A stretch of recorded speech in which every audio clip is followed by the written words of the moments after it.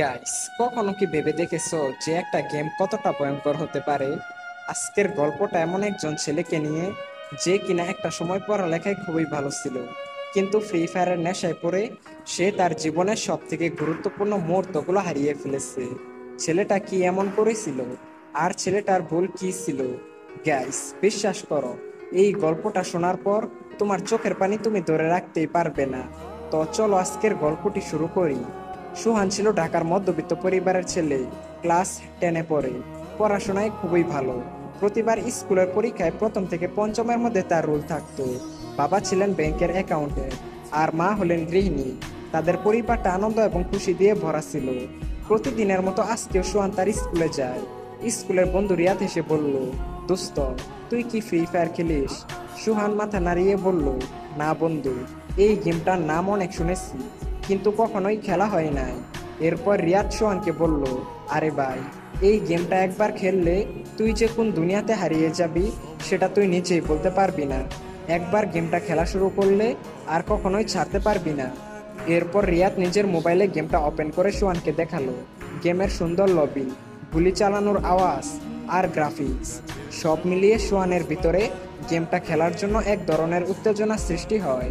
তারপর স্কুল শেষ করে বাসে আসার পর সোহান তার বাবার মোবাইলে গেমটা ডাউনলোড করলো। এরপর থেকেই সোহান মাঝে মধ্যে ফ্রি ফায়ার গেমটা খেলতো। প্রতিদিন আধা ঘন্টা থেকে 1 ঘন্টার মতো গেমের দুনিয়াতে হারিয়ে যেত। শুরুর দিকে সোহান তেমন একটা ভালো খেলতে পারতো না, বারবার খালি মারা যেত। কিন্তু গেমের লবিতে দাঁড়িয়ে থেকে অপেক্ষা করা, টিম মেম্বারদের সাথে কথা বলা, এসব তাকে গেমের ভিতরেই ধরে রাখতো। সুহানের জীবন তখন অনেকটাই স্বাভাবিক ছিল। স্কুল থেকে বাসায় আসার পর হালকা পড়াশোনা, পরিবারের সঙ্গে সময় কাটানো, মাঝে মাঝে বন্ধুদের সঙ্গে মাঠে ফুটবল খেলা, এসবই ছিল তার নিত্যদিনের কাজ।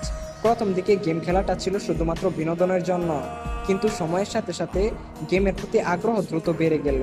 রাতের বেলা মা ডাকলে সে বিরক্ত হতো, এই তো মা, শেষ ম্যাচ। কিন্তু সেই শেষ ম্যাচ আর শেষ হতো না।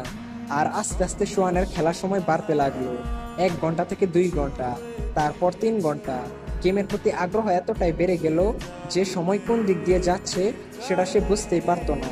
প্রথম দিকে সে বলতো কিছুদিন গেম খেলে তারপর ওই গেম খেলা কমিয়ে দিব, কিন্তু তার কথা মতো না হয়ে গেম খেলার সময় আরো বেড়ে গেল। স্কুলে ক্লাসে সে মনোযোগ দিতে পারতো না। বই খুলে ফ্রি ফায়ারের ম্যাপ দেখতে পারতো, বইয়ের মধ্যে চোখ থাকলেও মনোযোগ পড়াশোনায় থাকতো না। গেমের নতুন আপডেট এবং র্যাঙ্ক স্কোর কিভাবে বাড়ানো যায় সেটা নিয়েই সবসময় চিন্তা করতো।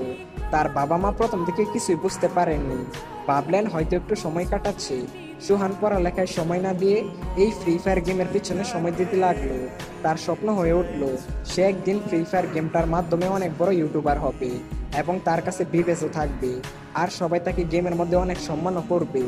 স্কুলের সময় হলে সে স্কুলে না গিয়ে বিভিন্ন জায়গায় বসে ফ্রি ফায়ার খেলতো। কিছুদিন পর সোহানের মা তাকে ধরে বলল, বাবা, এত গেম খেলছিস কেন? চোখের সমস্যা হয়ে যাবে তো। পড়াশোনার অবস্থা তো খুবই খারাপ হয়ে যাচ্ছে। সোহান জবাব দিল, মা, আমি সবকিছু সামলাতে পারবো, কোনো সমস্যা নেই। কিন্তু সোহানের মা ঠিকই বুঝতে পারলো তার ছেলে এখন অনেকটাই বদলে গেছে। আগে যেমন তার ছেলের মুখে সবসময় হাসি খুশি থাকতো, কিন্তু এখন তার ছেলে পুরোপুরি চুপচাপ, কখনো রাগ করতো, কখনো মনমরা হয়ে বসে থাকতো। এদিকে সোহান নিজের রুমে গিয়ে দিনের পর দিন এই গেমটার পিছনে সময় দিতে লাগলো। গেমের প্রতি আসক্তি এতটাই বেড়ে গেল যে প্রতিদিন 15 থেকে 18 ঘন্টার মতো র্যাঙ্ক পুশ করত। আর সেই কারণে আস্তে আস্তে সোহানের শারীরিক এবং মানসিক অবস্থার পরিবর্তন ঘটতে লাগলো। সারা রাত র্যাঙ্ক পুশ করার কারণে সকালের দিকে সোহানের চোখগুলো লাল হয়ে যেত। স্কুলে মনোযোগ নেই। শিক্ষিকা বললেন, সোহান, এত মনোযোগ হারাচ্ছিস কেন? সোহান কোনো উত্তর দিল না। সোহান রাতেও গেমটা খেলতে লাগলো, এমনকি রাত 2টা থেকে 3টায় ঘুমাতো। সোহানের ঘুম কম হতে লাগলো, আর সেই কারণে মুখ ফ্যাকাশে হয়ে যেতে শুরু করলো। আর অতিরিক্ত গেম খেলার কারণে মাঝে মধ্যে সোহানের চোখ দিয়ে পানি পড়া, মাথা ব্যথা, চোখে কম দেখা, আরো বিভিন্ন ধরনের মানসিক সমস্যার সৃষ্টি হতে লাগলো। সুহান এই সব কিছু বুঝতে পেরেও কাউকে কিছুই বলতো না। তোমরা আগেই হয়তো জেনেছো, সুহান একজন মেধাবী ছাত্র ছিল। সে আগে পরীক্ষায় ভালো রেজাল্ট করত, কিন্তু এখন সে ফ্রি ফায়ারের নেশায় পড়ে আসক্ত। স্কুলের পরীক্ষা কাছে চলে আসলেও সুহান কোনো প্রস্তুতি নেয়নি। তার মন পড়াশোনা থেকে সরিয়ে গেমের দিকে চলে গেছে। এরপর কিছুদিন পর যখন পরীক্ষার রেজাল্ট আসে, তখন সোহানের রেজাল্ট আসলো ফেল। শিক্ষক ডাকলেন তার মা বাবাকে আর বললেন, আপনার ছেলে এখন আর পড়াশোনায় মনোযোগ দিচ্ছে না, সারাক্ষণ ক্লান্ত, মনোযোগহীন। আপনার ছেলের দিকে একটু খেয়াল রাখুন। সোহানের বাবা তার ছেলের এইরকম রেজাল্ট দেখে অনেকটাই হতাশ হয়ে যায়। এরপর সোহানের বাবা তার ছেলের হাত থেকে মোবাইলটি নিয়ে বলল, আজকে থেকে তোর মোবাইল টিপা একদম বন্ধ। সোহান তার বাবাকে বলল, এটা কখনোই সম্ভব না। এরপর সোহান উল্টা তার বাবার হাত থেকে মোবাইলটি নিয়ে তার রুমের মধ্যে গিয়ে দরজা লাগিয়ে দিল। যেই সোহান এক সময় তার মা বাবাকে সম্মান করত, শ্রদ্ধা করত, সেই সোহান এই গেমের নেশায় পড়ে তার বাবার সাথে এইরকম একটা ব্যবহার করলো। সোহানের বাবা তার ছেলের এইরকম আচরণ দেখেও কিছুই বলল না, কারণ সোহানের বাবা তার ছেলেকে অনেক বেশি ভালোবাসতো। কিন্তু সোহানের এইরকম আচরণ দেখে সোহানের বাবার কষ্টে বুকটা ফেটে যাচ্ছিল। বস, এটা তো মাত্র শুরু। সোহান গেমের আসক্তিতে পড়ে এমন কিছু কাজ করে যেটা তোমরা কল্পনাই করতে পারবে না। এরপর থেকেই সোহান স্কুলে যাওয়া বন্ধ করে দিল। গেমের ভিতরে তার সাথে নতুন নতুন বন্ধুদের সাথে পরিচয় হতে লাগলো। ধীরে ধীরে সোহান বাস্তব জীবনের বন্ধুর চেয়ে এই অনলাইন বন্ধুদের সাথে বেশি সময় কাটাতে লাগলো। তাদের সাথে ঘন্টার পর ঘন্টা কথা বলতো, আর বাস্তব জীবনের বন্ধুদের সাথে যোগাযোগ প্রায় বন্ধ হয়ে গেল। বাস্তব জীবনের বন্ধুর চেয়ে এই অনলাইন জীবনের বন্ধুই তার কাছে আপন হয়ে উঠলো। তো একদিন সোহান র্যাঙ্ক পুশ করতেছিল, এমন সময় হঠাৎ করেই তার বাসা থেকে কারেন্ট চলে যায়। সোহান এতটাই রেগে যায় যে তার মোবাইলটি ছুঁড়ে ফেলে দেয়, আর তার মাকে গিয়ে উল্টাপাল্টা কথা বলতে থাকে। সোহানের মা সবকিছু সহ্য করে যাচ্ছিল। ওহ সরি, সোহানের ব্যাপারে আরো অনেক কিছুই তোমাদেরকে বলা হয় নাই। সোহানের ভাত খাওয়ার সময় হলে সে চামচ দিয়ে ভাত খেত, এমনকি বাথরুমে গেলেও মোবাইল হাতে করে নিয়ে যেত। বাইরে ভাই, বুঝতে পারছো গেমের প্রতি কতটা আসক্ত হয়ে গেলে মানুষ এই সব কাজ করতে পারে।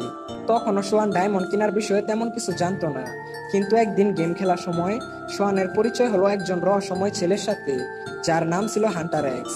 তার কাছে ছিল সিজন 1 এবং হিপ হপ বান্ডিল। সেই গেমের মধ্যে খুবই ধনী এবং জনপ্রিয় প্লেয়ার ছিল। তো সোহান হান্টার এক্সকে জিজ্ঞেস করলো, ভাই, আপনার কাছে এত পুরাতন বান্ডিল কিভাবে আসলো? তখন হান্টার এক্স বলল, এই সব ডায়মন্ড দিয়ে কিনেছি। সোহান বলল, ডায়মন্ড কি ভাই? এরপর হান্টার এক্স বলল, গেমের মধ্যে টাকা খরচ করে ডায়মন্ড কিনতে হয়, তারপর ডায়মন্ড দিয়ে এইসব বান্ডিল পাওয়া যায়। সোহান বলল, ও আচ্ছা, এই ব্যাপার। তাহলে গাইস, সোহান এখন কি করবে? সে কি তার বাবা মায়ের কাছ থেকে টাকা চুরি করে ডায়মন্ড কিনবে? আর হান্টার এক্স আসলে কে? সামনে কি হতে চলেছে?